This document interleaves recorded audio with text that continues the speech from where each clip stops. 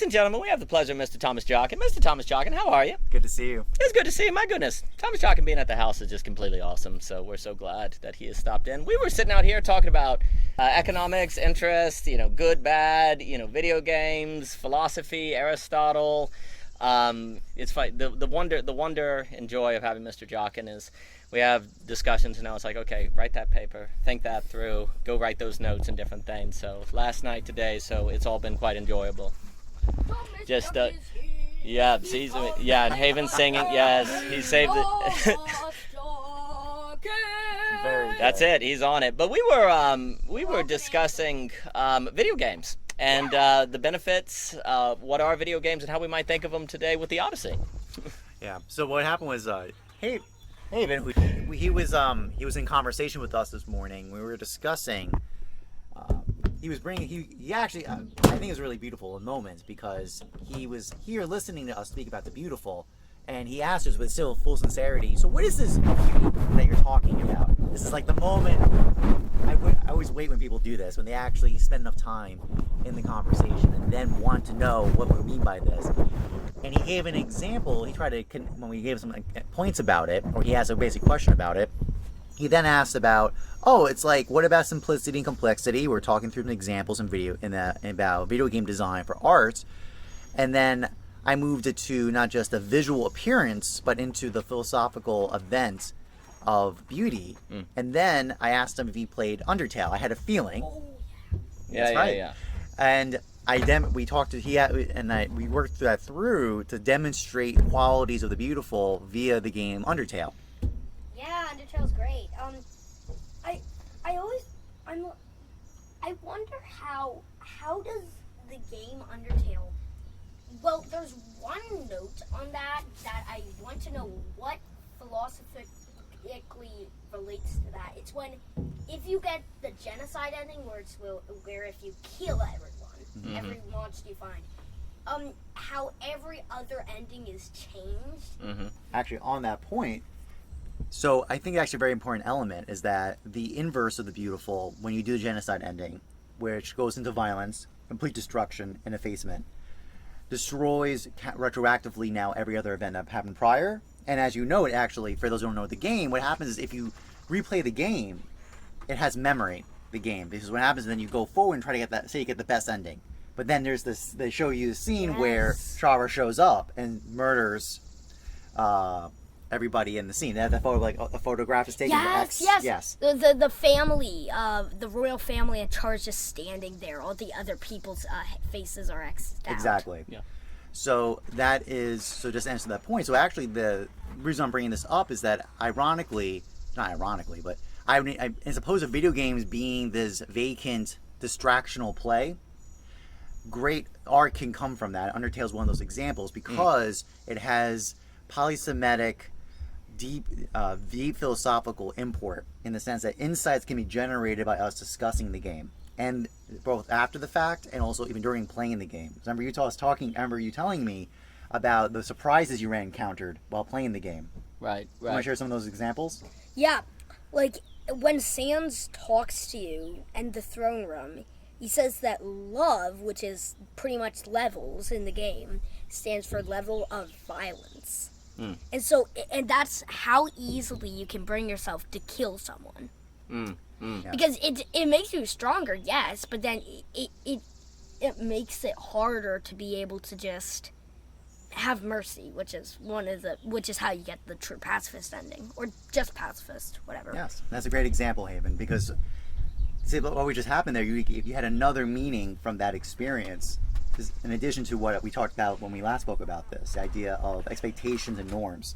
So video games have Undertale works by this norm expectation of levels and how they work. You gotta fight enemies and get your level up, right? Yeah. And then when you ran into Sans, thank you. You get revealed that expectation was violated, that it meant actually something else. And then your understanding of what you did got transformed. Now this play simulation became something that has moral impact. Right? Right. Yeah. So that's a good example right there. As an addition, we were talking about that. Now you just shared another dimension related to it. That's an example why Undertale is a kind of poetic odyssey, right, for the modern age. Yes. It's kind of because I'm always toying with the fact that there's a genocide ending, there's a pacifist and a true pacifist ending, but there's a neutral ending. And this ending can happen if you're below level 20. Above level 20, you're in genocide mode. But I think that's what happens. But if you have neutral, what happens is when you're fighting the boss, Flowey comes up and kills him and then becomes like pretty much like a god. But he's defeated by pretty much the fact that he's all violence. Because in the beginning he says it's kill or be killed. Is it the fact that he is violence that makes him become destroyed? Because it's like all the other souls that he consumed helped you along the way in that fight. Photoshop Flowey. Yes. He looks like he had been photoshopped. That's correct. That is the first. And you need to get neutral to get pacifist. So, does that mean you have to know that only violence will get you killed or be bad to get true pacifist?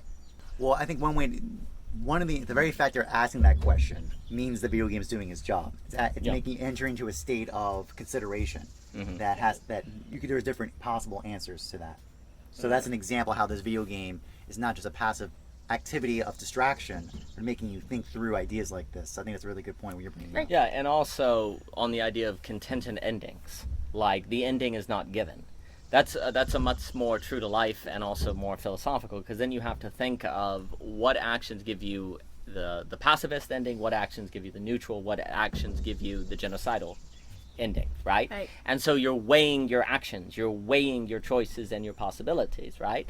And that's getting you thinking. And there seems to be, what's very interesting is it is possible, because one of the ideas that we talk about, Michelle and I, and we were talking about is it's very simplistic or easy to just say video games are bad or video games are good, and it doesn't matter what video games you play. But we could bring Marshall McLuhan. Is there a difference between a show as a cool or a hot medium? Because a video game you have to kind of actively input, you're not just consuming. So the video game could actually be positioned to be more involved in a positive way because you're using a control and it's less consumptive. But that very interaction could also then be gamified against you to make you more addicted, right? So it seems like the details of the game are very, very important. But I also think on that idea that you're saying, like, video games can be like the Odyssey today, where like the Odyssey, Homer, or great literature, Faulkner, invites contemplation and thought in different things. The Aeneid, yeah, that's right, Virgil. That these things Divine comedy. The Divine Comedy, yeah, that's, you gotta get that one. That these invite a certain reflection. I think there can sometimes be a bit of just a kind of bias of older people against video games, because it just seems like it can't be culture, it can't be art or different things. And I think that is where people who want to defend the arts or who are in the arts are falling into that tendency that Derrida warned against, of making a distinction between high art and low art that's not very useful. But of course, I think the distinction between high art and low art is actually precisely what follows from the collapse of the beautiful and the good, because you're looking for technical, you're not thinking about the beautiful, and you're not thinking about what isn't inviting you into a contemplation. But to me, stuff like Final Fantasy VI is radically different from Halo or Call of Duty or Chrono Trigger because of the story, because of the imagination that is inviting and different things like that. So I'm thinking it's very weird how with the endings, how does that mean that you have to understand something to get the different endings? Because you have to play neutral first to unlock pacifist. But if you get genocide, then it's almost as if you're trained to think violence. So that's why all the endings are changed. Is it a fact of habit? Is it a fact of habit? Because if you do neutral, you learn that Flowey's all violence. This is what's bad. But then if you do genocide, you learn violence may be good. And then it's kind of, does what you do in the game impact the actual thought, and that causes the different endings? So are you making the point that each ending creates a habit along the way that makes it difficult to think the other endings. That kind of entraps you in different things. Well, that's a very, very deep philosophical point that we just, like, if you collapse the beautiful and the good, you can't think the beautiful. Yes. Right? So where does the thought, the question could be posed, and then I'll pass it to whoever. In an entrapment structure, where does a thought to go beyond the entrapment come from? If the entrapment itself habituates you into logic, of which makes it impossible to think outside that entrapment. Because that's like genocide, but what about the neutral ending? It allows you to access pacifist. So you need to move from genocide to the neutral to be less. So movement to neutrality is a movement from enclosure, right? It's Pretty giving much, a certain openness. But you can't. Once you've done genocide once, you can't go back. Pretty much, and it ends up with Chara. You either say that you don't want to destroy the world or that you do, and either way the world gets destroyed. Interesting. Yes. Yeah. At the end. And I almost wonder, because with the pacifist ending, if you kill a single thing, the pacifist ending is gone and you get neutral. Yes. Interesting. Which is almost like, it's weird, because in the Temi village, there's a mushroom. And he says, like, mushroom dance, what does it mean? You've lived a life full of sin. But does that get negated if you're on the pacifist? Does it get negated? Because I only did that on my first run, which was neutral. Yeah. Does this mean that the game is almost telling you from yourself? Like, is the game almost as if the mushroom is the observer who can see what's happening? Like an all-seeing eye or Kind something of. like that, omnipresent. Is it reflecting your biases? Or you Pretty much. Is it like is it reflecting what you are? Because even that could reflect who you kind of are. Like, are you just like a level grinder for genocide mode, or are you compassionate for pacifist mode? It's almost like the game's telling you about yourself. It's revealing something about you, because the whole point is, if you, let's say you follow the norms of RPGs, because that's the norms. Kill everything. You're leveled up. If you did that, now the thing is,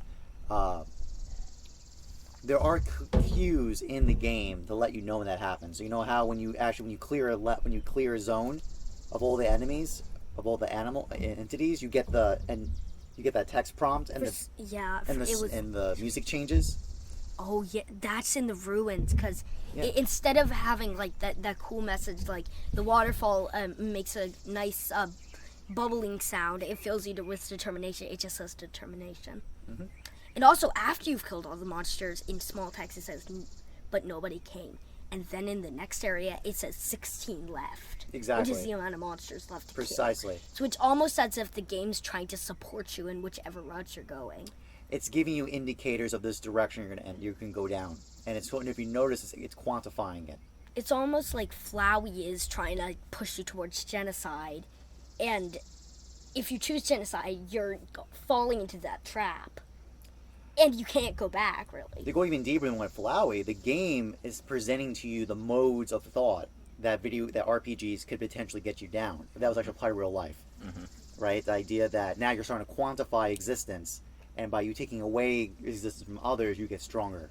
So it causes an either or. It's revealing all these implications inside the game mechanism. And though the key is that you can, theoretically, you could start the genocide run accidentally, because you're just following the norms. But I think the designer purposely, Toby Fox, when he designed the game, he gave you these indicators of something odd is going on. There's like this queer unusualness occurring that you could abstain from that point, and then my understanding is you would still get the neutral then. Yeah. But you're getting these indicators of so it's not actually. So what you're bringing up is slightly about complete destitution, a kind of religious, kind of spiritual dimension of fallenness.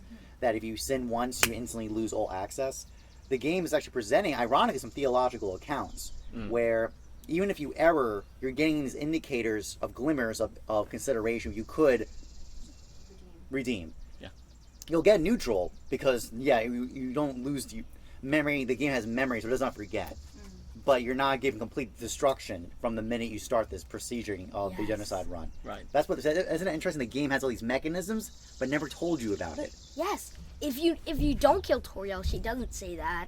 But why do you look at me like you've seen a ghost? that's kind of the memory. It's Yes. like, depending on what you do, the next run kind of shapes it to be more like the last run.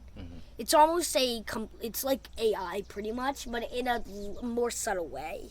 Well, what's interesting to think is life. So what if, in the way that the video game is designed to, actually, as the viewer, since you're outside the game, you can see these mechanisms of enclosure, you can see these mechanisms of hints, you can see like these sort of traces.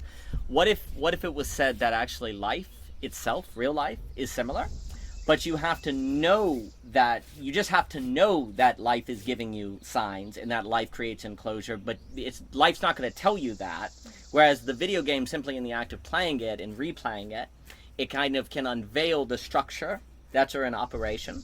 One of the reasons why philosophy seems necessary is because you don't get a replay on life. You can read books in history and see something like a replay, but you yourself is not getting replays. And you're actually trying to figure out the structure in which you are always already operating. And a value of a video game as a whole is precisely that you can see a sort of entire logic in operation, because life is following. Michelle. You can't maybe you can't get a redo on life, right? But I do think that, and that's a very important point. I think the fact that the structure of a game shows you the macro of, oh, there's like the element of making different choices has these different results. consequences. Yeah, then you start to be like, okay, I can't redo what I did, but from this point on, I can use that as that memory as a catapult to move in a different direction, right? Yep. To make different choices, and actually perhaps that is the beauty of understanding that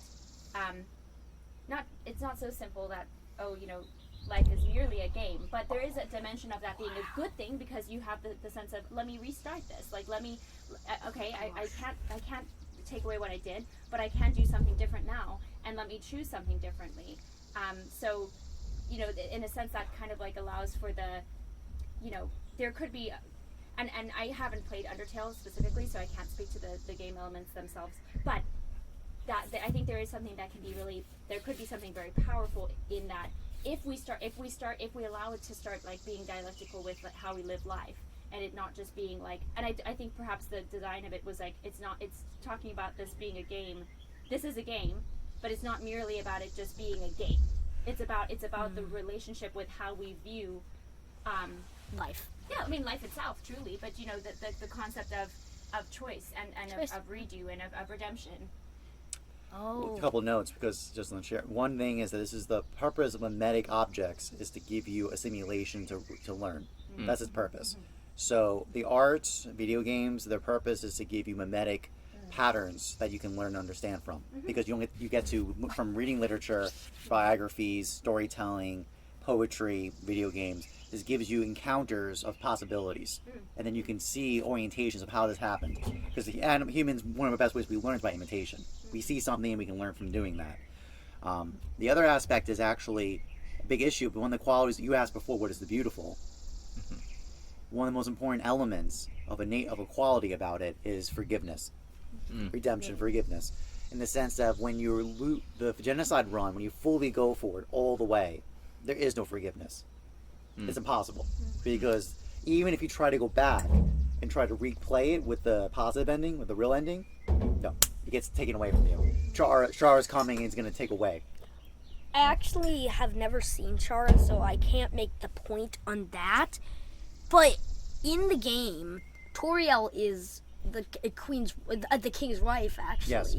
And that's a plot twist that you don't see till the ending. Sorry about the spoilers. I mean, the game's been out for long enough, so it's okay. Anyway, No spoilers.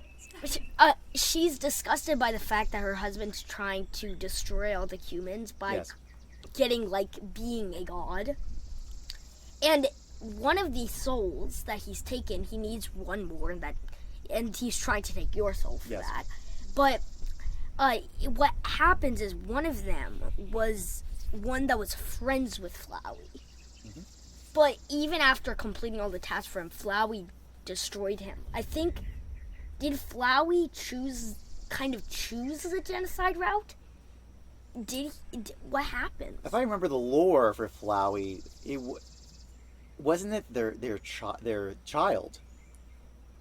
Oh, I know. It was the incarnated soul of the yeah. child, of the king and Toriel's child. That's it. Toriel's child. I remember in the pacifist mode, And the that's the final thing. boss You find that out. is that guy. Yes, exactly. And so Yes. you have to fight him, but he ends up saying that the best you can strive for in life is not to kill and not to be killed. Yep. So, Haven, I think a very important detail is that when violence gets involved with the genocide run, you get cut off from the truth. You're only going to find out those realities about Flowey by taking the pacifist run. So what you're getting shown here is that there's realities that violence gets cut off. Yeah, well, I think also what the game is showing, Haven, is that, what you're able to remember the different accounts, like how doing one thing led to this and how genocide cut, and it's always in closing. And by doing that, it becomes vivid to you the power of choice and how different choices leads to different outcomes. And that is deeply tied to this. I would say if you start taking choice seriously, this births philosophy, because then you really want to pay attention to patterns and outcomes and forms and see where things go. And the very fact that the game is leading you to think that way is a very big deal. Yeah, and I mean, I guess the question then is for me, because we got brought up in the kitchen at some point in some discussions we were having earlier about how beauty does have relation to violence.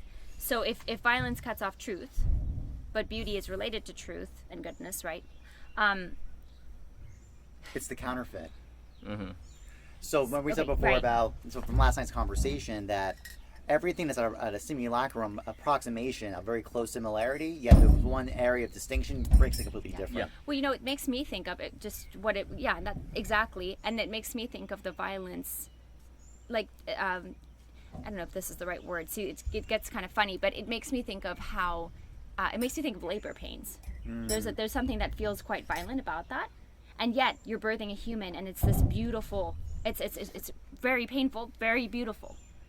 And like they're inextricable, the fact that it has to come through this kind of, very challenging physical experience, but it's not an injury. You know what I mean? Like you still have to heal from it, but you're not like, it's such a wild thing because it's actually a type of, if we can use the term violence, it's a violence for a birth and more life, a multiplicity, a multiplication of life. And that's different than murder. Yep. Yeah. Because also our understanding of, so a couple notes. One is the idea, we talked about this last night, that there's always these counterfeits that get you close to virtue but are not virtue. Yeah. So as a result, and actually relates to the reason why I'm doing my next course at Halkyon Guild on health is because the moral virtues of courage and temperance we find out from Aristotle is not a nice to have in terms of understand intellectual life. It's a necessity. I say that because the orientation of pain is completely dependent on virtue. Meaning, the sensation of pain, of labor pain, only makes sense when there's a good that is beautiful, right? It only makes sense under that context. Because otherwise, rationally, why would you go through labor pain? Get the C-section. It's easier. Oh yeah. Yeah. Like, and you're considered not rational. Oh, absolutely. Oh, Do you see? Yeah. Oh, absolutely. So otherwise, that's the thing. Like violence is that then your labor pain becomes violence.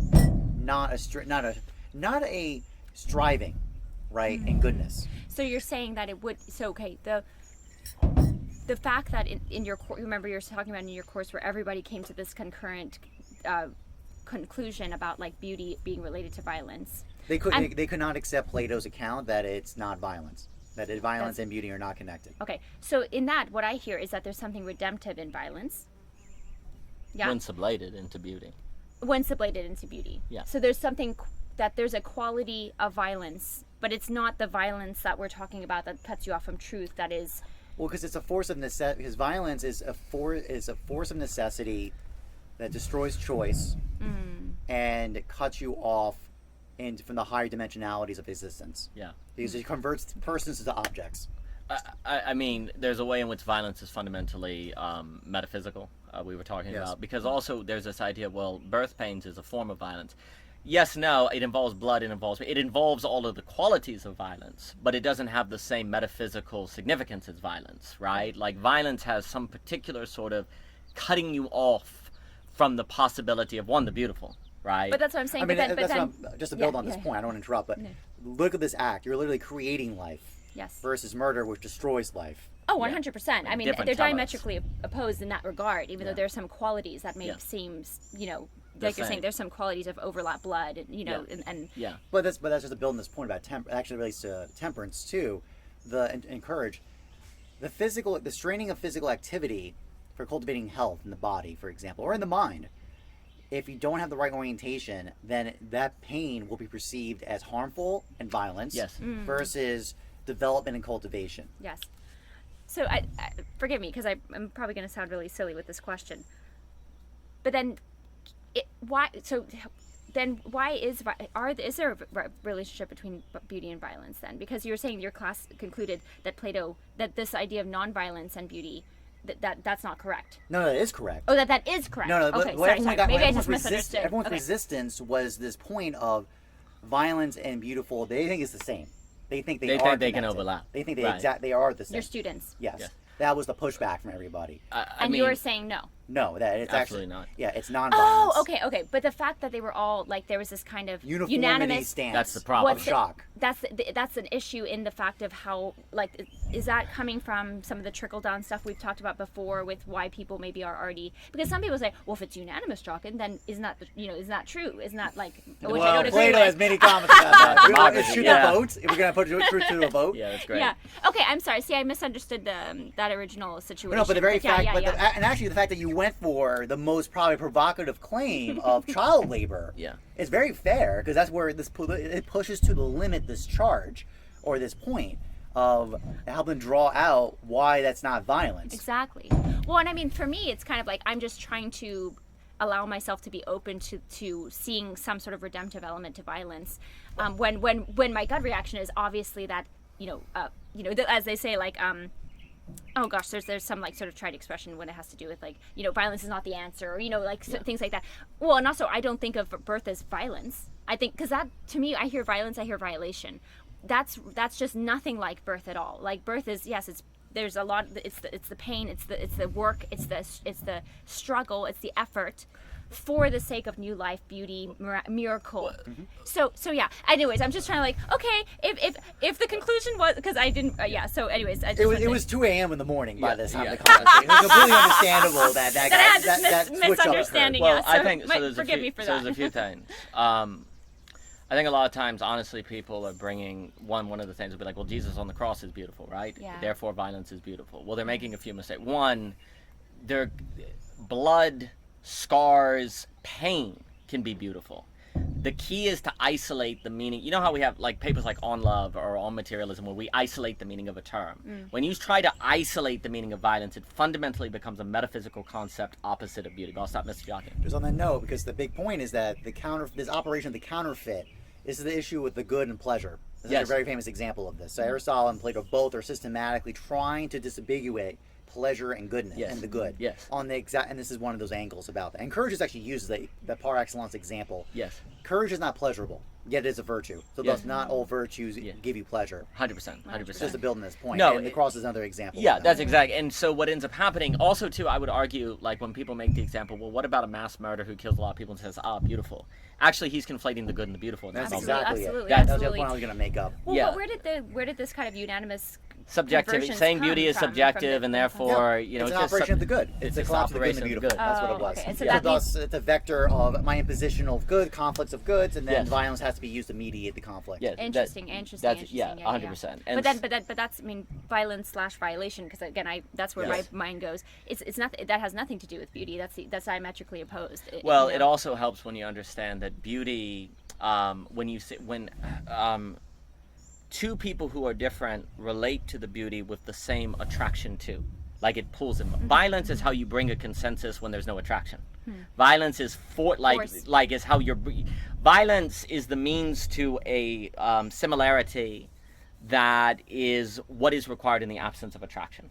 Like beauty changes what you want and what you desire in its experience, and it pulls you together, right? Like the GR mimetic desire move. Yes. Like there's actually the joint attention actually it's an empty signifier. Yes. And then mimetic desire runs in, and now the conflict shows up from there. Yes, that's where, as we've talked about with Sam Willem, is that mimetic desire is basically the counterfeit of not having joint attention, and joint attention ultimately requires the beautiful. And then when you don't have that, you get the counterfeit of it. Like my critique of Gerard, in my opinion, is that he believes the conflict of mimetic desire is dealt with, obviously, the scapegoat and the sacred violence and all that. My argument would be like, yes, that can address it in a way, but then, he leaves it like, well, now that we know the sacred violence, we're all doomed to mimetic desire. I would say, no, that's the opening of where you need joint attention, and ultimately only beauty can sustain joint attention, right? And then also, I would say that the lack in Lacan, once we bring it to Gerard, like lack then is actually precisely the possibility of an infinite drive in observance of beauty. Lack then does not become this sort of like, nihilism. Like the fact that you can't get an object, the fact that no desire can fulfill you is because only a quote-unquote horizon can fulfill you. Beauty is not an object, it's more like a horizon, like I had that talk with Owen, making differences between objects, rooms, and horizons. And doesn't jump on that. What violence does is flatten horizons into objects. 100%. 100%. That's almost always the guaranteed sign you're dealing with violence. Yes, and so then violence, of course, in its very activity, like the video game, seems to make it true that violence and beauty can be conflated. Because in crushing it into the object, violence in its act closes the beautiful and the good, and thus makes it seem like violence and beauty are equivalent. So when you're saying they're equivalent, you're actually doing it from the standpoint of violence. You know how we were saying the other day at the net, the standpoint of the equivalence of the good, the true, and the beautiful. You still have to choose the standpoint by which you talk about those three as equivalent, and it's going to be one of those over the other, and it has to be from beautiful. In the same way that we were talking about when people try to basically conflate beauty, good, and true by capitalizing the G and saying, well, capital G good and capital T true and capital B beauty are the same. Well, the reason you're capitalizing the G is to give it qualities more like beauty. So the very defining qualities are of beauty. So the problem is the whole equivalence of violence and beauty is from a standpoint of the operations of violence, not from the operations of beauty. And that leads to trouble. Yeah. Another aspect of this too is that normally this violence shows up when there's a confusion of the abstractional form of a secondary substance with the primary substance. Also another one of ways we know we're dealing with violence versus beauty. Beauty allows the abiding of both the secondary substance and the primary substance. So meaning, Daniel, you're in witnessing a beauty, an event of beauty, is witnessing both of Daniel as an individual person, as well as this larger category as well. That's correct. Violence almost always swaps. Yes. Because Aristotle has a very famous line that hatred is always of a category. It's always of a secondary substance, never of a primary. Yeah, that's right. You can have anger to a primary, Yes. but not hatred. And actually, ironically, in the post-civil rights era, that is true, in the sense that there's protected classes, and there's a different category of law for actions done via mode of hatred, which is an act of violence towards a category. I think also that account suggests why I think the history of global politics shows that one of the number one things you can do is maintain a line of communication.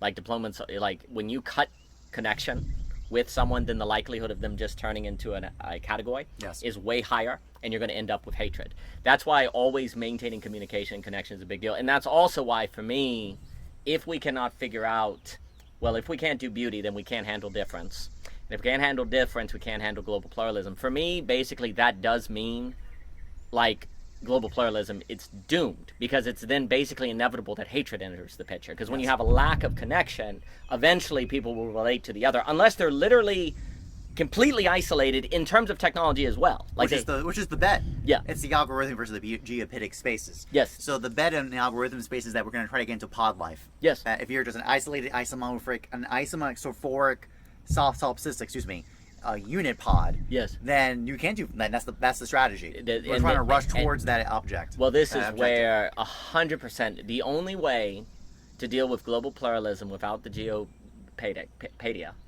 the only way to do that isn't more Amish, where it's basically going to be removing technology radically. Now, Amish are not anti-technology. They debate every technology that they introduce, so it doesn't overly create interconnectedness and dependencies, and they can maintain social cohesion. So the Amish is a good example, but they're also more nuanced than people realize. However, if you're not gonna do something more Amish, and you're going to maintain technology in global pluralism, by definition, the only way that will not become World War III is pod life. Everyone will have to isolate into an individual, basically VR, basically, or DMT pod, or some sort of VR headset that is having you be able to interact with the world, but not for real. Like, that's going to be the only answer. And so, the Matrix, in that sense, becomes prophetic as basically the only way to deal with the political realities of global pluralism. But to me, once you do that, that's the loss of the human being. We're no longer human at that point. We've been replaced by our technology.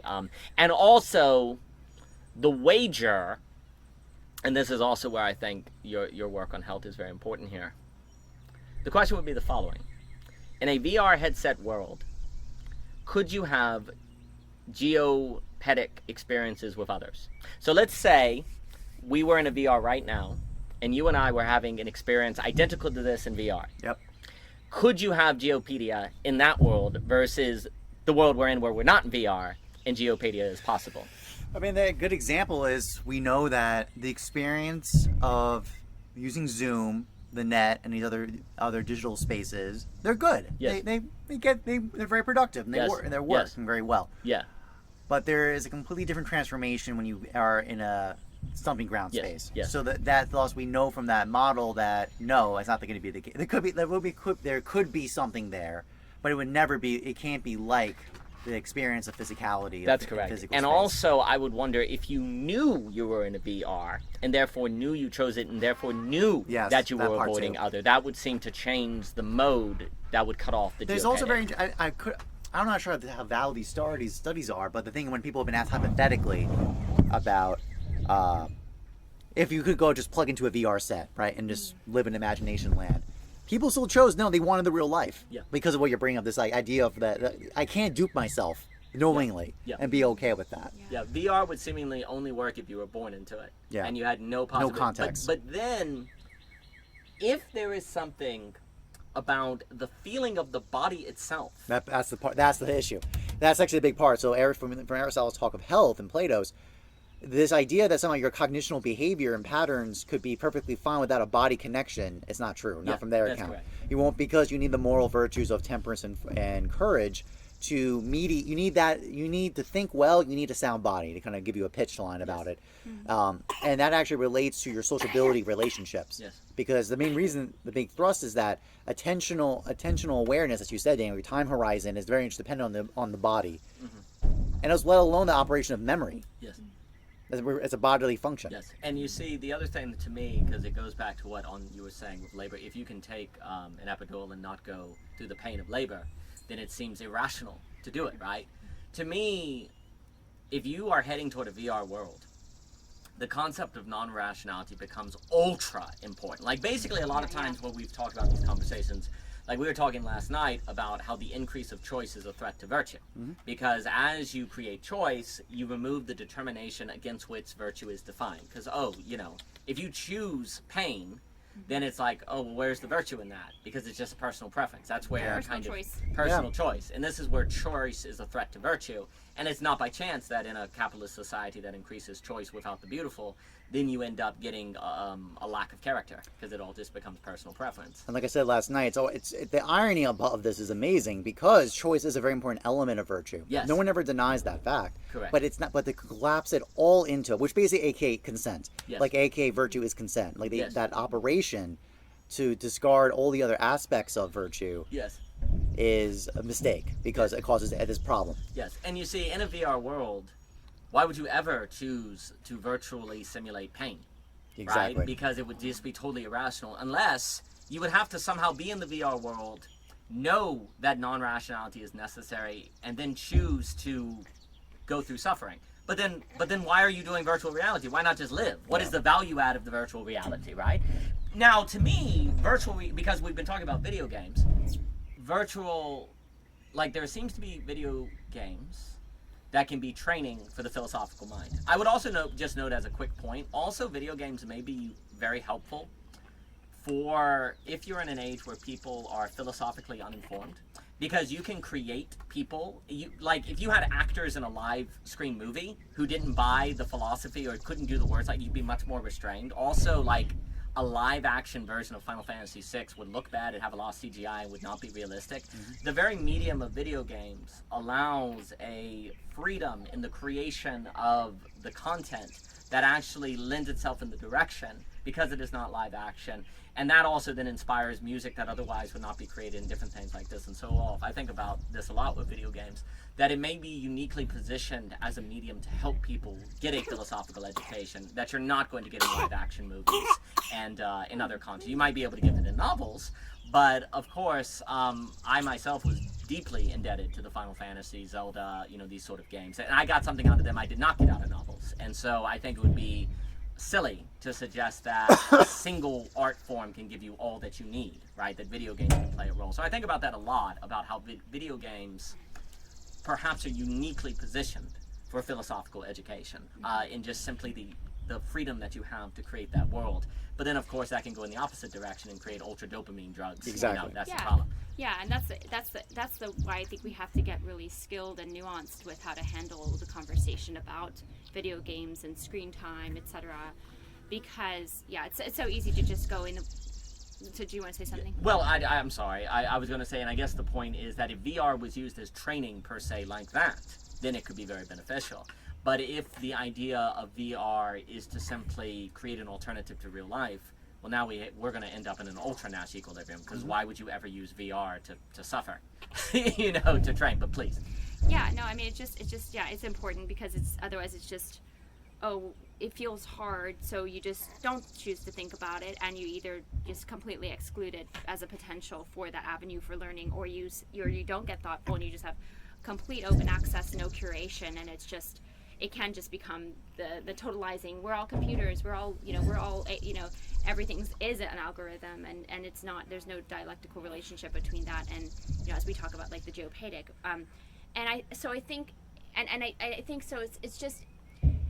I think it does require. I mean, this is like what we go back to, right? We were talking about it last night. We are in an age where we do need philosophy more than we ever have, in a sense, because of these possibilities, and yet there's such a misunderstanding of what philosophy even is and why we might need to have that as like a skill that we like develop.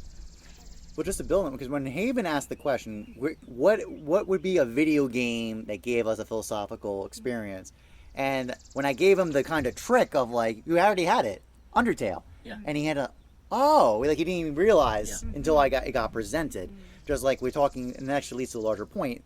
Aristotle wrote Poetics, Rhetoric, like these philosophical accounts about a practice, a craft, are necessary to help bring out a different property about it.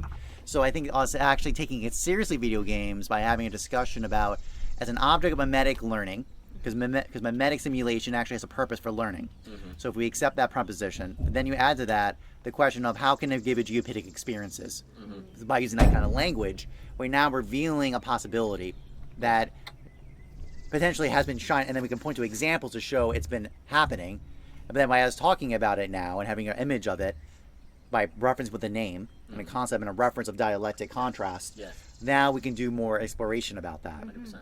That's the valuable of this. So when philosophy is always dismissed as just circular thinking and kind of mind and word games, they're not realizing its purpose is to help give a figure ground to reality. Yes.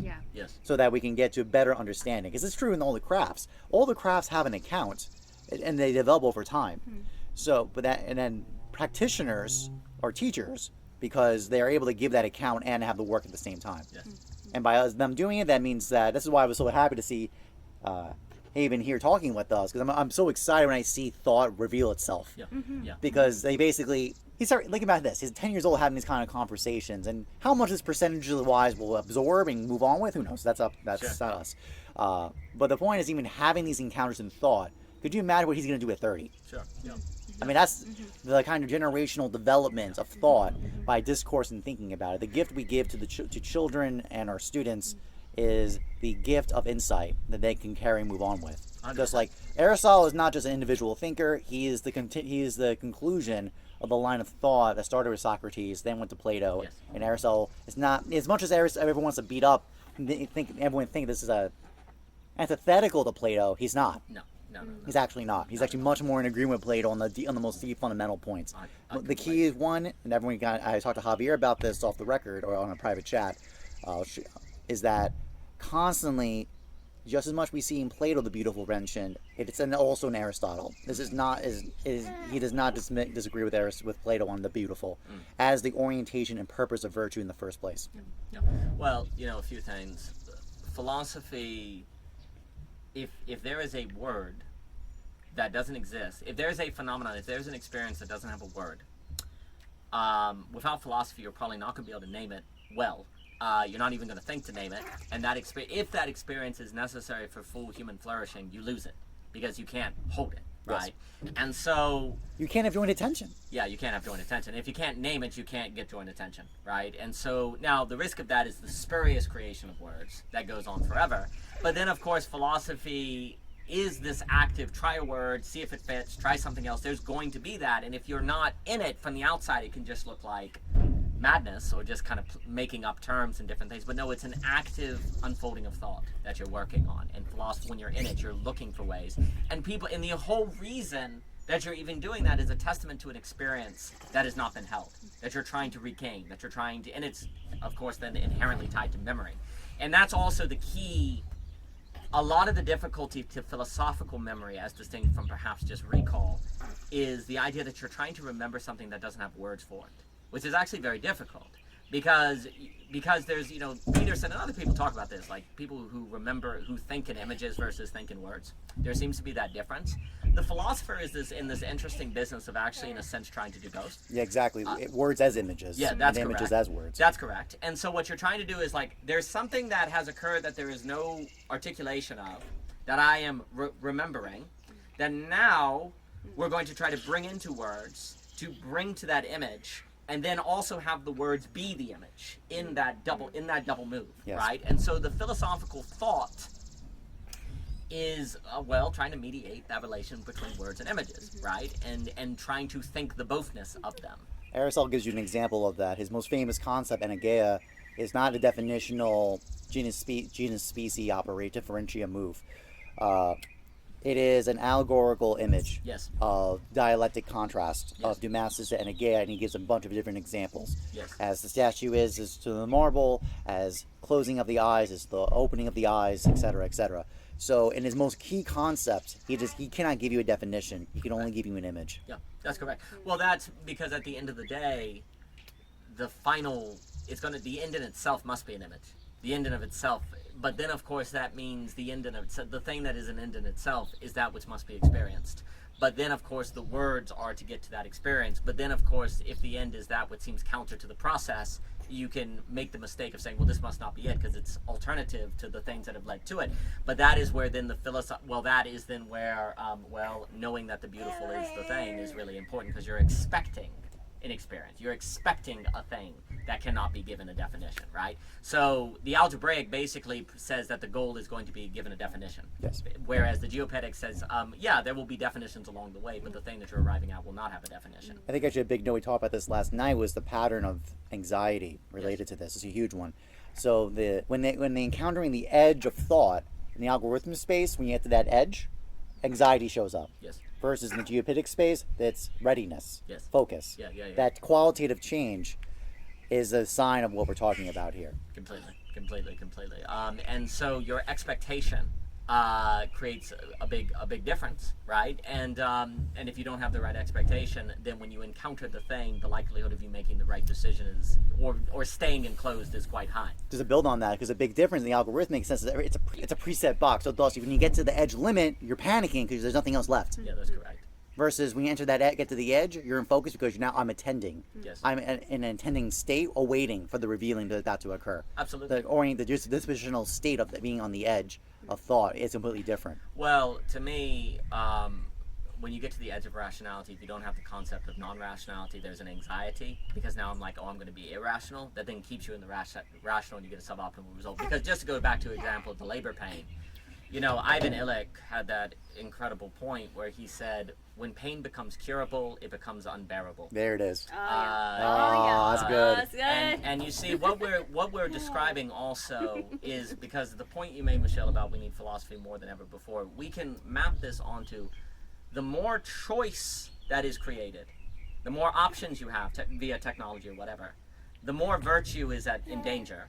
Therefore, the more you need philosophy to keep it. Yes. Right? So the reason why you need philosophy today more than ever before is because of the increase of choice. Yes. Now the reactionary response is to say, oh, well, just get rid of choice. No, you don't want to do that, because choice is part of virtue. And also you're fleeing from choice. So you're responding to the presence of choice in a fearful way. So it can't be no virtuous, courage, right? yeah. So, and this is something Hegel stresses. You accept the now. You never regress. You accept the now, but you accept the now in terms of thinking the past. That's the tricky move, right? Is that there's no possibility of modern logic that's not classical logic, because you're always sublating it, right? But it's that tricky move of you assume the now. Okay, the now entails choice, so let us assume that there is more choice for a reason.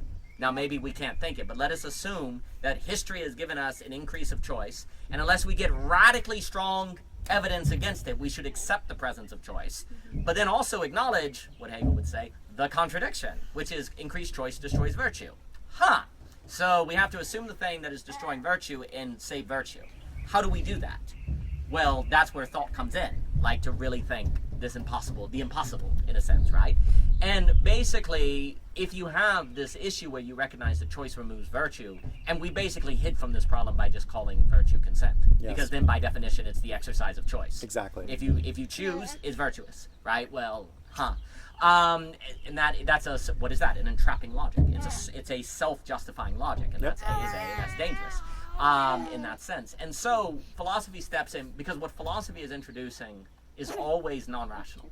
Philosophy is always an honoring of the rational with non-rationality, and the question is the non-rational variable. And basically, what Illich is saying is that when pain becomes curable, it becomes unbearable. That means the only way to maintain pain in your life is to non-rationally believe that it creates a result that is not easily understandable simply by rational calculus. Like, you have to have a character that understands there is something about pain, even if you can't explain it easily, that if you just always get rid of it, you will not develop properly. And you just simply have to know that. And then, of course, the claim that we make is that actually all rationality has non-rationality in it. The question is simply if it acknowledges it or not. Yes.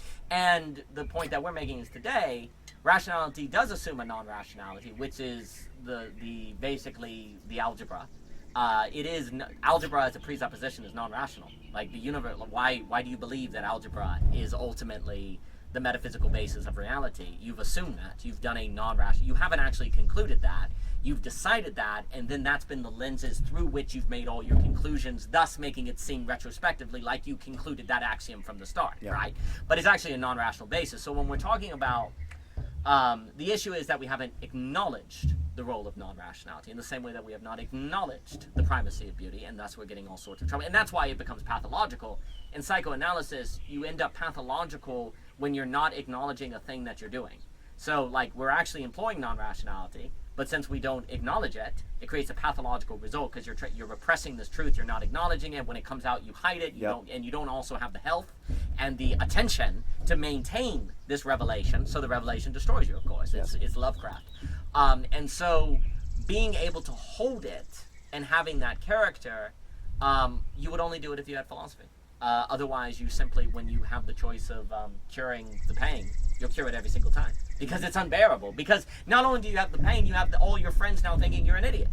Why didn't you use the epidural? Are you a nuts? You think you're better than us? You get in all of those sort of discussions and different. Yeah, things. it becomes a self-referential spiral. Yes. Right. So, for example, like I'm Muslim, so I fast at Ramadan. Now, fasting it's very interesting the operation of the experience when you have a religious dictate or relationship by religious mandate to do it versus a personal choice for health.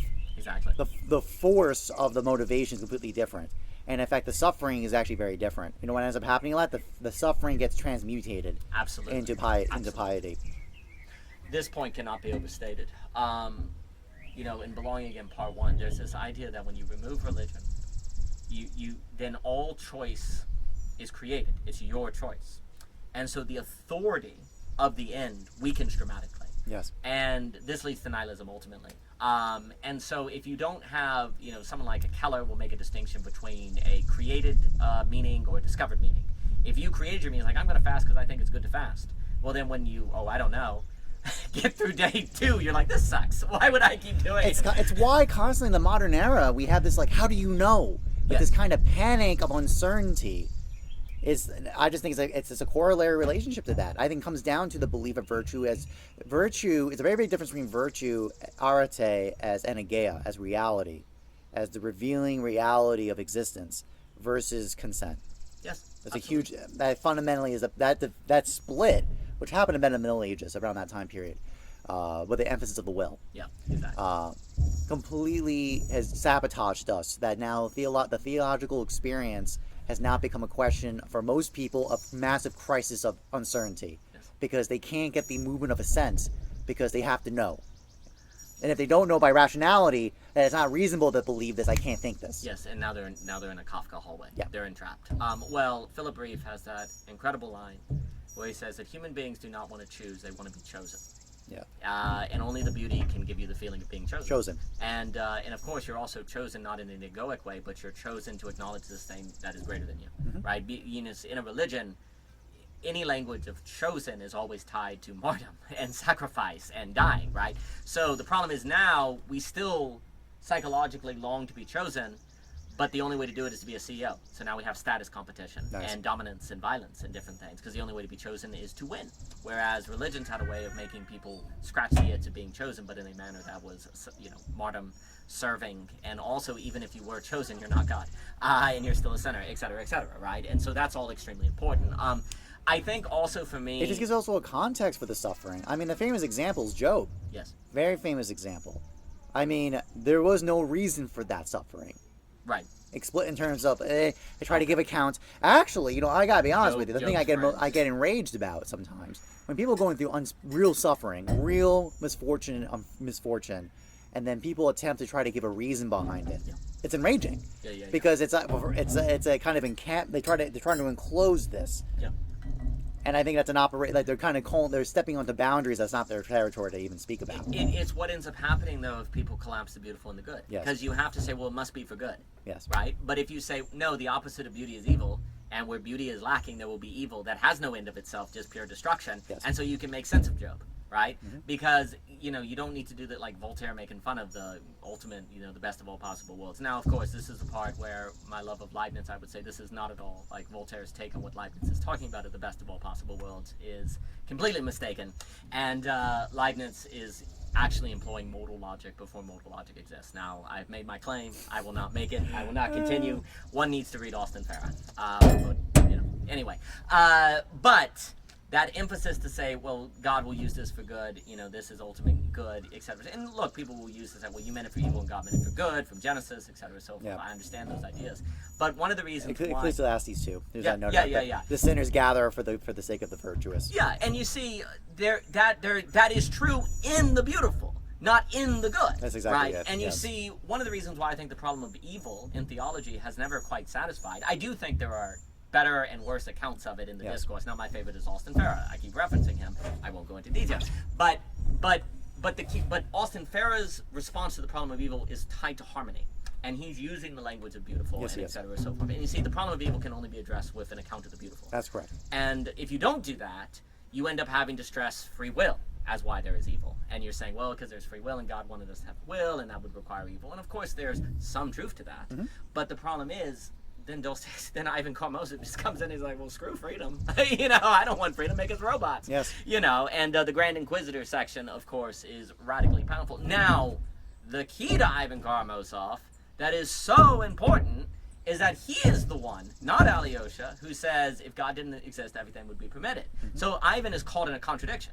He knows that evil is terrible and he wishes God wouldn't have created, but if God didn't exist, who made this choice, then everything would be permitted, and there's a madness that takes over Ivan Karamazov. Well, the address is beauty. I actually, without being able to justify this at all, I actually do think Dostoevsky, had he finished the 7-book series that was supposed to be the Brothers Karamazov, actually was going in this direction. I can't prove it because of the idiot with Prince Minska. Again, I won't go into detail. All of these unopened loops, right? But ultimately, there are many, many major problems in society that are becoming more pronounced in their problematic dimension because of the lack of beauty. And what you end up doing is you get these impasses. And what ends up happening, and this is where Hegel, I think, is useful, is a lot of times, like many theologians with the problem of evil, they'll simply go, well, it's a mystery. Only God knows. Yes. That's true. That's true.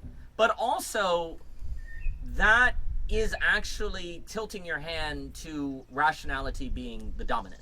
Because what you're saying is if we can't rationally arrive at it, then it must be something we're not supposed to ask about. Because rationality is the only valid way to know. Yes, exactly. And so unintentionally, many theologians will employ mystery in trying to honor God actually in a way that reinforces autonomous rationality. Yes. And that, if it's a mystery, that means the right mode is beholding. Like, if a mystery is that which you behold, not grab. Okay, Exactly. So if you say the problem of evil is a mystery, so we need to switch our epistemology to being more beauty-based, right? But that's not what they're doing.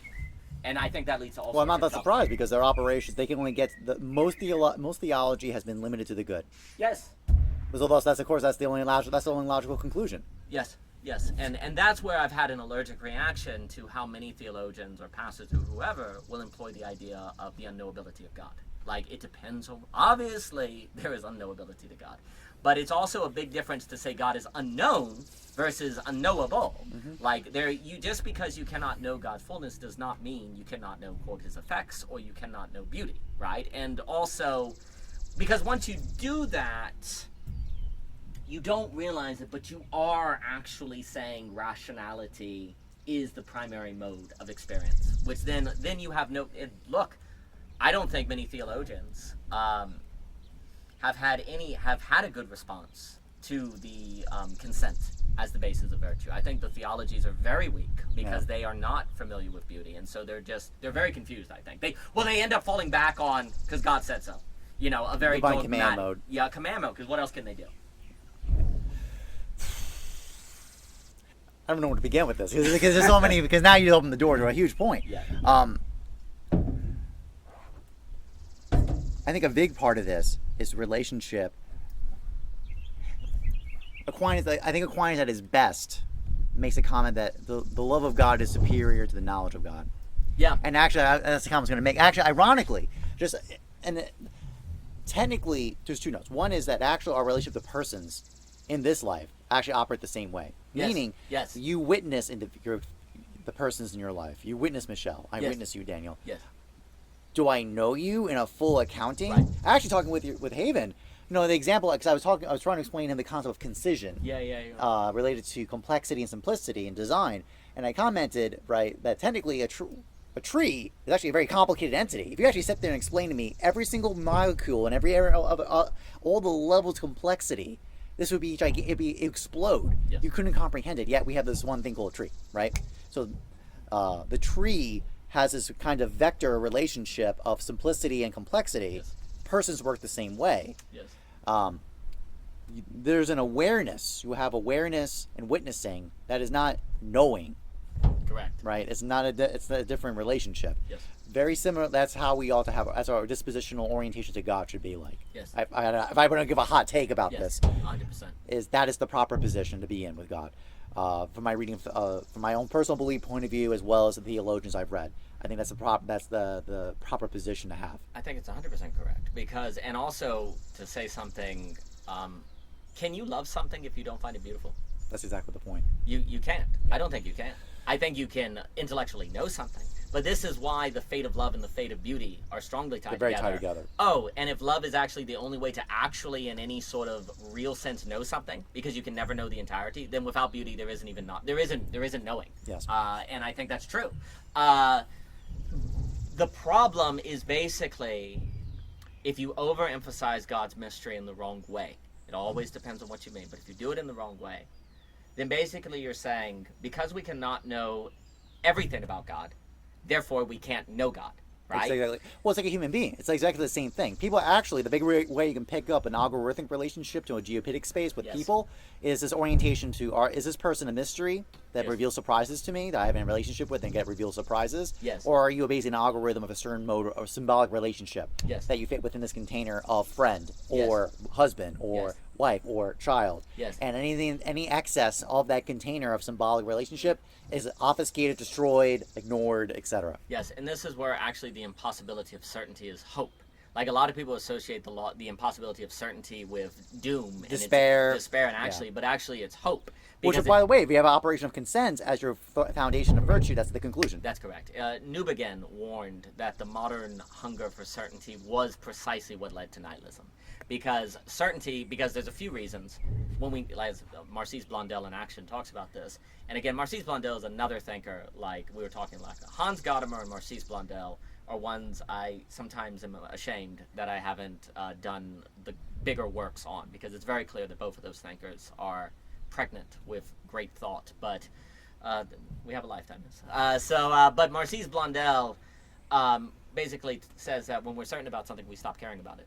And so that's the irony. The algorithmic makes you want to know something entirely before you love it, but that's precisely the moment when you'll no longer You'll forget it. Yeah, so that's the great horror of the algorithm, is that end of certainty, is if you say, I will not choose this until I am certain about it, then the very moment when you meet your precondition of choosing it is precisely when you won't care to choose it anymore. Or where choosing it will be a hell. Because it's just nothing. It's a nothing to you. It's finished. Something that's finished is literally finished to you. You don't care about it. And so what Newbegin was pointing out is when modern philosophy went in the direction, bless you, of establishing certainty, it was a suicide mission. Yeah. And also it was going to, if it succeeded, it would be a loveless world. Because we love that of which we are not certain about. We love that which we're confident in. But of course, confidence is a language of what? Virtue and courage. And so the only way to properly relate to uncertainty is virtue and health, by definition. And yeah, and another great thinker, because these are all thinkers of who I associate with the modern counter-enlightenment, which we have to do that book, is Planier, the great Planier, and he wrote Personal Knowledge. And Esther Meek has a book called To Love, I think it's called To Love Is to Know. And basically, Planier, he could have been a Nobel Prize chemist. I mean, he's an incredible scientist, but he's actually just sounding the alarm in the scientific community. He's like, objective knowledge is death. There is no such thing as non-personal knowledge. Scientific knowledge is always personal. And therefore the key, and he doesn't say this, but the implication, I mean, I don't recall him saying this, but the implications of personal knowledge is basically the only way to know is to love. And if you don't love something, you can't know it, because you can't follow it in its unfolding. And of course, the only way you could ever make the ridiculous association of certainty with knowing is if you treat space as more primary than time. Ah, there it is. If time is primary, then the only way to know something is to follow it in its unfolding, per se, to be with it. And of course that requires the focus of time, everything you were saying last night with Aristotle, and you have to have the virtue and health to maintain the time span. So if you get more and more instantaneous thinking, it's more spatial, because you're cutting up time into spaces. Yes. And so that's going to create the impression of certainty as the goal of thought. But if time is more fundamental than space, then it's about loving. You know, you have to love the process and to be committed to it to see it unfold in its proper way. So no, you cannot know something if you don't love it. But and the issue is, well, just a bridge on that. Just here, to bring the loop back to the beginning with the video games point. Yes. Look at Haven's reaction. Yes. To wanting to engage in thought because of that game. Yes. Right, because of Undertale. Undertale had enough. It is truly art because it had this power of polysemitic meaning. Yes. That was hidden within it. That by our engagement with it revealed new understanding, new insight. Yes. Once it entered a space of discourse. Yes.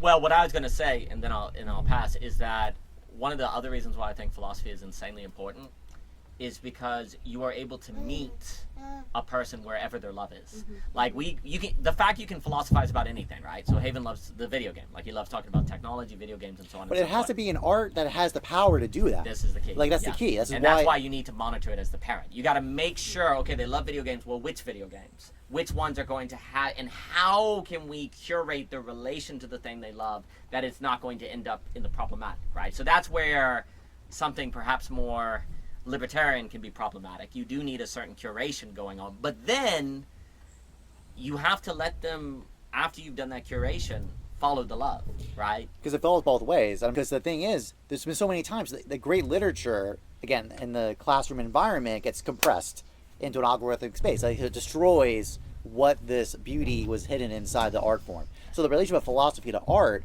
It's a very deep one. The fact that the Odyssey, the Iliad, all the Greek thinkers always were citing poetry and epics and tragedies and comedies because they knew the polysemitic value.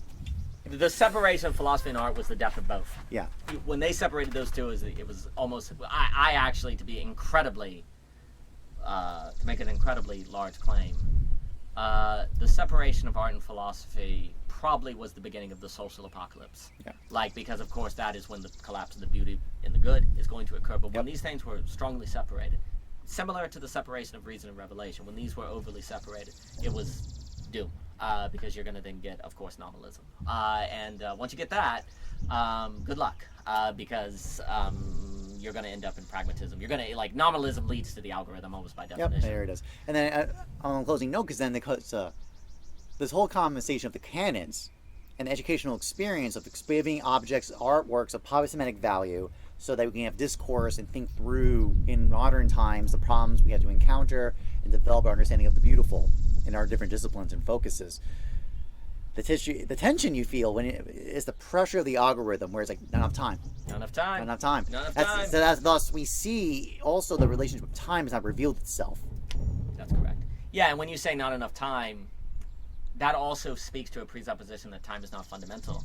Because if you think that time is the greatest reality, well, you have to make time, or you lose reality. Yeah. Like, so it is only in an age where space is prioritized that you will sacrifice time to space. Because that's what you're doing. Yes. Like, what you believe is most fundamental determines what you will sacrifice. Mm-hmm. So if you think space is more fundamental than time, you're always saying not enough time, not enough time.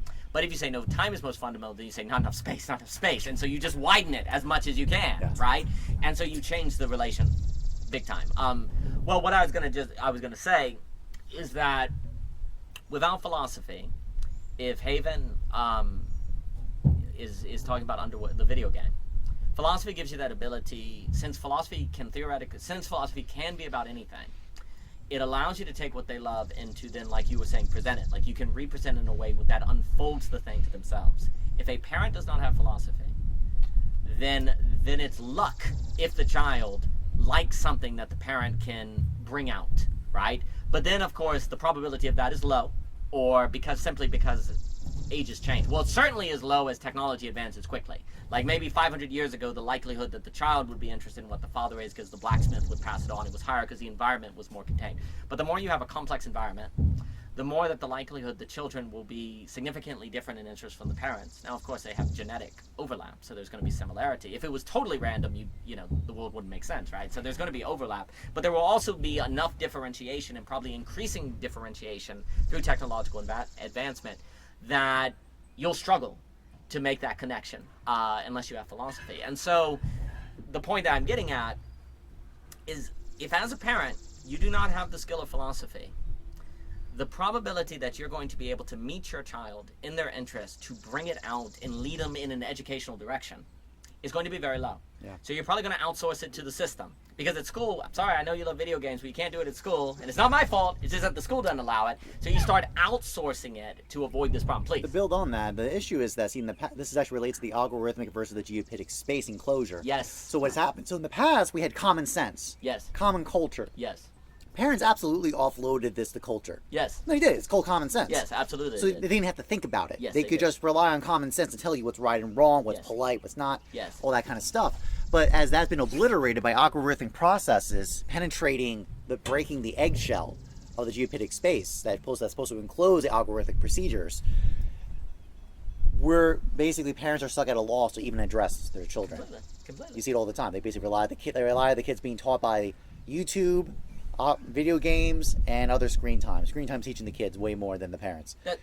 Oh, Right. absolutely. And then the problem is, so then the kid, if you as the parent can't meet them in wherever the screen is taking them, then there's a disconnect. There's Yes. no relation, it breaks a bound, and now the screen is raising your kids. But if you have philosophy, the child can use the screen, and whatever they bring up, you're trained to be able to have a discussion about that, because you can bring it into the philosophical discourse. You can bring it up to that level.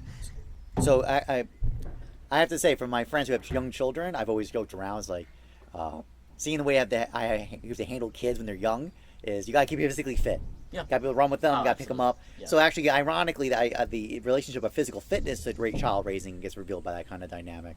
At Stumping Ground, I had a conversation with Michelle generally, it kind of summarized the major point, is the importance of thinking, developing of your thought for your children's sake on exactly this point, is that if you don't cultivate your mind, how could you possibly be prepared to address when the moral crises or thought processes of children get revealed? If you're not thinking through, if you're not cultivating your mind, how could you possibly address it? Especially when common sense as this gift of culture has broken down and no longer has standing or has foundations. Completely, absolutely. And as common sense wanes, the need of philosophy goes up. And now the issue is the kind of philosophy. And I'll give it to you, Michelle, what you were going to say, is that, now again, from my love of the Scottish Enlightenment, they were warning that if you destroyed, they were warning that reason would destroy common sense. And that without common sense, you'd get atomization and everything would fall down. So there's a defense of common sense. But again, what I had to acknowledge, that I don't like to acknowledge, but it's just true, is that although my beloved David Hume is completely correct on his warnings against the barbaricism of refinement, Vico talks about autonomous rationality, philosophical thought, etc., so forth, that is only going to work in isolation, and it will have to be, unfortunately, going to end up in something fascist, because you have to reestablish the non-rational base of society on some principle, and if it's not rationality, it's going to either be territory, nationalism, race, something, common sense. Well, the only way to have a common sense is to have a commonality, and what is the principle of the commonality, right? You can do it on, I think the one that most common occurs is work. Yes. But of course, then if work is captured by the logic of capital, then the common sense of work is the logic of capital, and you have to ask, is that geopedic? No, it's algebraic, so this is not going to work. So now philosophy is needed. Philosophy is needed, but the problem is 99% of philosophy in society is deconstructive, and that's what Hume's warning against. But the answer is in philosophy that is witnessing the beautiful. Because also, too, in the same way that philosophy allows you to take the video game and bring it to a level where you can communicate with the child even if you haven't played the video game, and make them feel seen and make them feel interested, and they want to go from that. So the parent requires that skill to do it, especially today.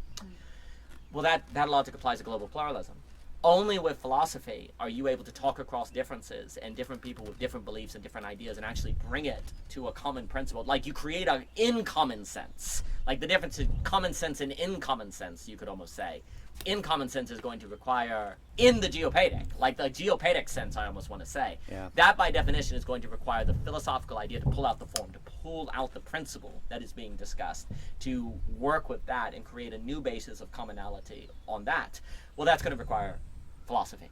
And you can't simply go back to reestablishing a common sense with, by definition, without it destroying global pluralism. What were you going to say, Michelle? Just a quick thing, and it may have been addressed while I was popping in and out of it. But yeah, I think it's super important because it is, I think, there is a sort of fear, I think, of allowing video games to be an avenue for talking about the philosophical, because if people can get really afraid, like, well, then that cuts them off from reality, because. But books have always done this. Like, mimetic. No, that's the point. Exactly. These mimetic images or simulations are for the purpose of learning. Exactly. And so it's like, no. Like that's exactly that. That's the door. That's the doorway for being able to have conversation and to have discussion, so it is important not to just. And it's funny though, because sometimes the people who maybe the little bit of older generation, I get where they're coming from, can maybe be like, oh, seeing it as just like, oh, you're talking about video games, so it's sort of maybe in their mind they shut down a little bit, but really it could be a time to like get more alive in that conversation, to say, oh, it's interesting, what do you think about this, probe with some questions, see what kind of follows from that, instead of seeing it as merely just sort of like dopamine addictive stuff. The thing is, though, most people are on their phones all the time anyway, even like boomers or older generations. Yeah, so it's like it's not as if no, it's not that. It's not, and so yeah. I think that's why it's just getting really nuanced. And I think the reason why it matters is because, like, you feel the real tension as a parent, though, really, because you're like, oh, like, am I being too restrictive? Am I not being restrictive enough? Is this okay? Is that okay? And you're like, but I think you do need to toe that line. Otherwise, you just don't have any thoughtfulness about it at all. And yeah, so anyway, I just want to say that. I mean, this is the reason why something like having a language of distinction, like Geopedia versus algorithm, is useful. Because now you have a reference point, a figure ground, to see, is this a geopedic experience or algorithmic space? Yes. And if you see it's algorithmic, like, that's no go. Or at least if it's running away too far away, how can I bring some geopedic into this? Yeah, how do we kind of bring it back a little bit, or kind of incorporate that a bit? Well, you have to have a Baby's principle. trying to open your mouth. Yeah, I get it. You have to have a principle of decision making. And for most of history, it's been something more tangible. Skin color, nationality, GDP. And the problem is today, in pluralism of technological advancement, you need a principle of decision making that is able to keep up with the interconnectedness and the mixing and the acceleration. Well, most people are turning to the algorithm. And if the algorithm, because the algorithm in a sense is underlying all of the interaction, right? I feel like the closest attempt to try to get around this was a heuristic mindset. Yes. That's an attempt to try to get around this problem. But the problem is then what heuristic of what? Exactly. That's the issue. Yes. If you acknowledge that there are different heuristics and different measurements, okay, whoa, different measurements, you're just creating a pluralism of algorithms. And yeah, I would certainly say a competition and a competition of algorithms is better than a single algorithm. The likelihood of a better result with a competition of algorithms is better than one, but it's still ultimately going to converge on the mean, and the mean will be an algebra. It will be an algorithm. So it's not going to work. So that's why it's interesting, because I feel like some in a more engineering background would argue prudence becomes heuristics. But what you just brought up is the distinction. Yes. About that point, prudence is not working that same way. No, it is one of the reasons why I say Farmer Street, or the big kind of explosion on mental models, different kind of epistemological tools by which to think, hey man, I'm all about mental models, that's all great. But the problem is mental models do not tell you the horizon according to which they should be employed. And there is actually no mental model that could unveil the horizons according to which you should employ the mental model. We had that conversation with Haven. Yes. I mean, he went down I must have watched a video, and he was like, everything's computer. Yes. Everything's just, he started seeing the model. Yes. As a model analogy of all reality can be understood as a computer. Yes. And it's not to say that's not useful. Yes. But you can sense he wanted, and it's not his fault. Yes. It's perfectly reasonable. Yes. That he wanted to totalize. Yes. And we had to. And I remember I was talking in the kitchen with all of you. I was like, that was a really important lesson of child raising. Yes. Right there, because in that moment, all of us, I felt it. I wanted a guy go no. But you have to let him talk it through and then present. That's a possibility of an account. Yes. And then, but that is also like to the point where no amount of quote unquote mental models will necessarily help you. Once you get trapped in a metaphoric structure, you can employ different mental models within that metaphoric structure, and they're all just going to be used to make you more thoughtful about convergence on that ultimate telos, right? And so that's why, again, like the big kind of, without getting too much into this, like a lot of the new altruism, utilitarianism, like all these kind of new mental models, the libertarian stuff, like, yeah, again, I'd rather have that than no mental models. But an emphasis on mental models alone cannot deal with the problem of once you're entrapped in a horizon. It can just make you more efficient. It's actually funny enough, mental models can just be accelerationism. Yeah, it just makes you really good on converging on the bad. I mean, to be somewhat sympathetic, I think good leaders, what they tend to do, they know the points and measures, and they know about those processes. What they'll tend to do is try to harmonize two contradictory measurements. Yes. So that in the balancing of the two contradictory forces, it gives a min-max that basically gives a harmony. Yes. But that's like a stopgap measure. Yes. Oh, and again, I wouldn't want to not have mental models, but again, I guess if I'm using Hegel's phenomenological journey, is that mental models are very useful on the stage of reason. But if you just do reason, eventually you saturate it, to use Alex Ebert's language. You saturate and realize, oh, there's something else. So then you move to spirit, which, in Cadell's real speculations, we sort of like Dawkins, Harris. And Harris is realizing there's a reductionism in reason that's very bad. Steve Pinker and all of that, you need something more. But then, of course, spirit can just be, and Harris wouldn't agree with this, but it is where it can go. New Age kind of stuff, a sort of like spiritual retreat. The moral landscape, unfortunately, he wrote that, right? Yeah. That's kind of the problem. Yeah, absolutely. And so then you need to move, of course, to Peterson, which is in religion. He's moving from spirit to religion in the phenomenological journey. But then, of course, so each one of those, you could say mental models can help saturate you to spirit. And then I think when you really pay attention to spirit, can saturate you to the need of religion, which is going to be returning to a communitarianism and different things like that. But then even if you do that, the problem with Peterson is ultimately if you don't have lack is not nothing in beauty, you're going to fall back basically onto a classical conservative structure. And One can argue that's way better than some of the political offers on hand, but it will not address global pluralism. At the end of the day, it will have to hold to a basis of non-rationality, which what are you going to do when people disagree with it? Yes. And how are you going to? It will not avoid violence, and that's where we see Peterson, in my opinion. Peterson can't sublimate his anger. He can't sublimate his violence. He's still us versus woke, us versus the liberal, and that will not suffice. And you're ultimately going to be manipulated, because some strong man's going to come along and say, well, the woke are doing this, and they're going to sick you for their political agenda, and you'll be manipulated. Now, again, that was a lot, but the idea of, in order to get to what Hegel would call absolute knowing, you must say lack is not nothing, and then lack we start bringing to beauty. Yes. And once you do that, well, now we have a principle over which we can deal with global pluralism in a non-quote-unquote reductive way that is fundamentally geopedic, like it is based on Geopedia. And circle back on that point. So when I brought this point about because I think some people we've shared this understanding of algorithm versus Geopedia.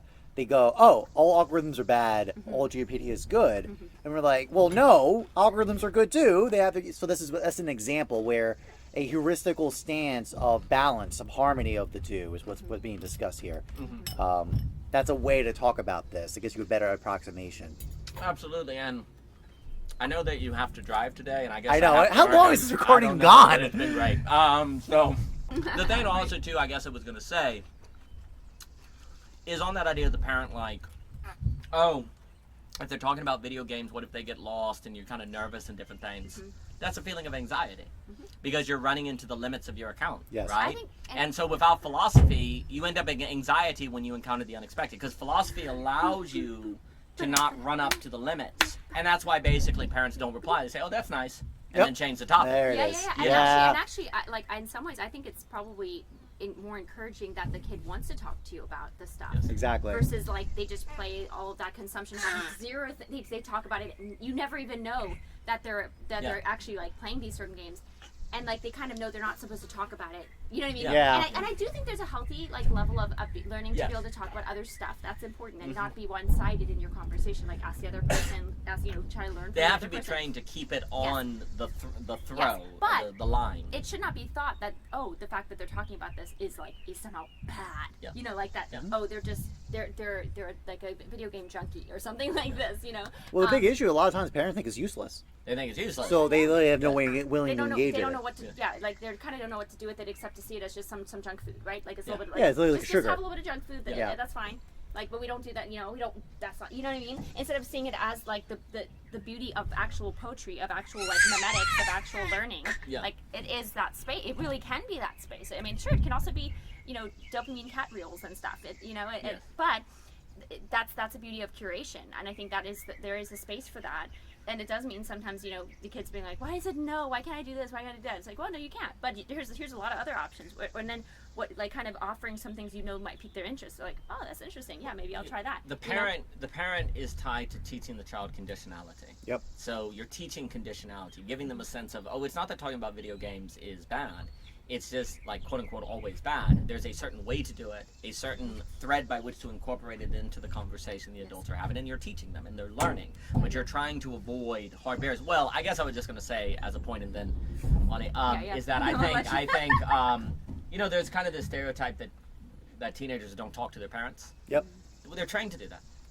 They're trained to do that. Mm-hmm. Like they're trained to do that because every That's time they nice, bring. honey, and then it just. Yeah, so like teenagers, like there's this like, teenagers, they don't want anything to do with the parents. Yeah, because by that point, without philosophy, the child has been trained to basically find engaging with the parents as useless, And also, I guess I was going to say an advantage of philosophy is since it is quote unquote useless because it is a horizon according to which use is determined, then actually you learn to not assume something is useless indirectly. Like, okay, yeah, well, philosophy, video games, to say video games are useless, therefore get rid of them. It's like philosophy trains you to go, well, actually, the quote-unquote useless is the most important things, actually, because they are the horizon according to which use is determined. And actually, the things we call useless turn out to have use on a higher level. That's the issue we miss. But yeah, I just think most kids are trained not to talk to their parents. They're just freaking trained into it. A lot of times because the relationship is algorithmic by Yes. nature. It's like you are in this command relationship to do things for me. and to go to school, get good grades. Yeah. And if you're doing that, then no problems. Yeah. So there's nothing to talk about. Yeah, nothing to talk So about. when you say, how was school? Great, good, fine. There's nothing to go into detail. And also, too, conversation is not, I do think conversation is a skill. I do think human beings have an innate, like children have, I do think children innately have the excitement and the wonder to converse. But then there is a training in the Aristotelian sense of how to do it. And if the parents, so here's the problem. If the parents don't know how to do it, they can't harness that life of the child and excitement in a conversational way. And so also, again, philosophy is training in conversation. This cannot be overstated. Philosophy has a deep training in actually the ability to converse. And if you cannot converse, because again, in like Lacan and psychoanalysis, the idea that conversation and libido, like, if you cannot converse, since conversation is actually libidinal, and that means it also is sublation of the libidinal, which is also sex. It is not by chance that a society without conversation ends up in horrible sexual activity, or it just kills sex because it doesn't know what to do with it, because conversation is intercourse. It is the sublimation of the libidinal. So the other issue is that if you don't have this skill, then you're dealing with eros. You have a society that can't handle eros, which means it's probably going to oscillate from sex is the meaning of life to no one's having sex. Yeah, abstinence completely. Abstinence completely, and you're doomed.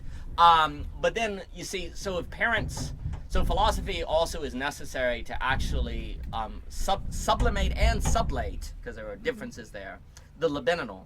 So then if, of course, you're not teaching your, parents worry about sex in teenagers, well, yeah, if you're not teaching them conversation, that becomes a more likely problem, actually. Yeah, absolutely. But if the parents don't have philosophy, they probably don't know how to do it. And also the kids aren't going to see it modeled. And so then that wonder that I think kids do innately start with cannot be trained and channeled. And so it gets, because what else you going to do with it but repress it? Because there is something, we've talked about it before, there is something about philosophy that is staying a child. Like you're basically just keeping that thing that the child has. And also it does give And the arts too, by the way. Yes. The arts are commonly, artists that stay in the arts for the whole lives generally have a more childlike disposition. Yeah, and that's where, for me, this is the basis when, because there's always that idea, do you really think everyone could have quote-unquote intrinsic motivation? There's an idea that that's impossible. My reason to think that we shouldn't be so quick to say that's impossible is precisely because if you pay attention to children, they all seem to have at least the mode of drive and wonder that could be channeled in the right way. Absolutely. Now, I think the way you cultivate intrinsic motivation, that's where it's counterintuitive. People don't connect it with the conversation act. They don't think it has anything to do with that. And I also just think I basically think we haven't had the infrastructure to find out if it's real or not. I would just say, actually, the best case scenario that the parents are helping cultivate this drive and motivation by discourse.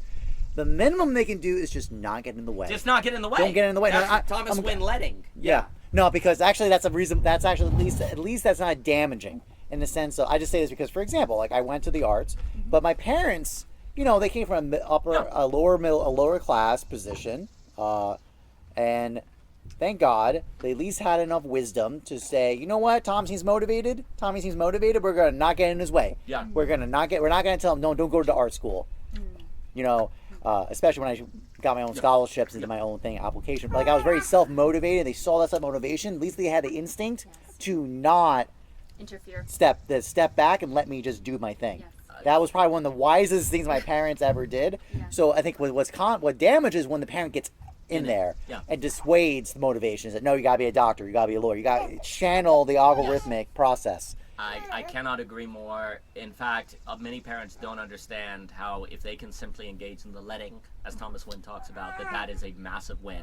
I think letting is better than intervention. The bothness, dare I say, I keep saying sublation, but it is an incredibly useful term, is the architectural design of letting. Yes. Where you are actually then creating a space of the experience of the geopanic and letting at the same time. Yeah. And that you're only intervening in so much as creating an environment that incubates in a child greater confidence in what they are let to do. I mean, that's what happened when Haven started sharing about the video game. That's exactly what happened before. Yes. Yeah, and because but the parent has to think architecturally, design, and that's how you can sublate letting with intention. Because there's all this idea of, like, again, in Hegel, if you have a dialectic, intervention passes into, like, which is it, letting or intervention? Well, it's going to be some sort of, the bothness of this has to be design. right? It has to That's be heuristic. That's a kind of heuristical stance where you're holding both positions at Yes. the same time. Yeah, that's correct. And Yeah. it has to be that. And basically the same just applies to global pluralism. Like the address of global pluralism has to somehow be an environment, thus infrastructure, social coordination mechanism. This is partly why people don't realize this is a distinction of engineering to design. Yes. That's the big difference. Oh, absolutely. This is not, well, the effectiveness of free markets that are primarily designed versus engineered and become very problematic when they're engineered is a certain revelation of what the next step should be like as well. And so the question is, the next step has to be more designed, and that's the social coordination mechanism. And until we do that, I don't think we have the environment to make the claim that more people can't be intrinsically motivated than less, because there simply has not been the incubator that is geopedic by which we could get a test on if it's nature or nurture, right? And I think basically there's just very good reason based on when you observe children, and this is where Deleuze was counter to Lacan, because he's like, if you pay attention to children, they don't act as if they have a fundamental lack. They act excited and creative, and this idea of lack being the characteristic of the of subjectivity just doesn't seem to be true in children. Now, of course, the way I try to think Deleuze and Lacan together is I think lack forms up in the encounter of the other, that then you feel embarrassed by, you don't have virtue, and the lack then appears when you actually are the child is excited about Legos and they encounter the other that says Legos are stupid. So the lack that Lacan is talking about is more sociological than it is, and also I think the lack is tied to, well, we said it in the net the other day, and then we're all going to talk for another 2 hours, aren't we? Is that the problem is beauty is like when they talk about, like, and they all do it, is like the idea of subjectivity forms on the loss of Eden. So we lost Eden, and therefore we're always trying to recover it, and that's where it comes from. The claim I would like to make is, yes, there's a sense in which subjectivity is forming with the loss of Eden, but it's actually, it wasn't that Eden was lost, that was quote-unquote Eden was lacking. It's not that beauty was lost, it was lacking. So what has occurred is that our orientation to wonder and beauty shifts as we get older. And because it is a lack, because the thing that we are oriented to that brings us our fulfillment is a lack, if you are not aware of that, you won't have a hold on it and you lose it. And basically the argument is it's incredibly probable and maybe practically inevitable that every human being, because of the difficulty of holding lack is so high, that as you grow from, say, 1 to 15, it's just you're going to lose it. It's just going to occur because of the oddness of holding it. You're going to forget. You're going to forget. Almost the forgetting is natural in the socialization process itself. And here's the key. If you're not socialized, you're an animal. But if you are socialized, you will naturally forget lack. So then you have to recover that which you lost, and you had to go, in a sense, through the forgetting process. The concept of the divine, basically. Yes, that's correct. And so that's how I try to think Lacan and Deleuze together, and bringing it to when you have the return of the Ari in parentheses in the Humean sense, it's the realization that, oh, Eden, quote unquote, was not lost, it was always lacking. Beauty wasn't lost, it was always lacking. Oh, childhood was not lost, it was always lacking. Because what are always people wanting to do? Get back to being childhood, right? Well, actually, childhood was not actually was not an age thing. Childhood was a mode. It was a dispositional state. It was a dispositional state, and that dispositional state was one toward lack. Because if you pay attention to children, they are always thinking in terms of lack. We don't have a Lego creation, let's create something new. They're always but not dealing... in a negative sense. But not in a negative sense. In a creative sense. In a creative like, sense. Like they see an empty box and make it for it. Yeah, and so... Lack is not nothing, they create a possibility. Yeah, so children's relation to lack is positive, is that Lacan is a sociologist, and when you think of psychoanalysis as socioanalysis, then stuff starts to click. That makes sense. And you see, because Lacan is offering, as we've talked about, in my opinion, an incredibly powerful mapping of the formation of subject in light of the lack of beauty. Mm-hmm.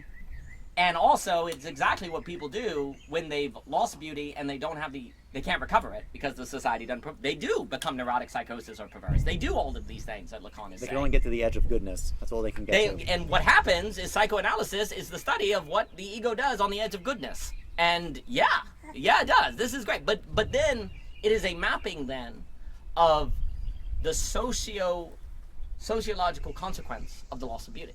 And when we understand childhood, and again, in Belonging and Childhood is tied to Nietzsche, you know, the camel, the lion, and the child is absolutely of this sort of relation to lack, but it's an excessive lack. It's an exciting lack that then becomes a source of drive and intrinsic motivation. So for me, Deleuze is correct on the child.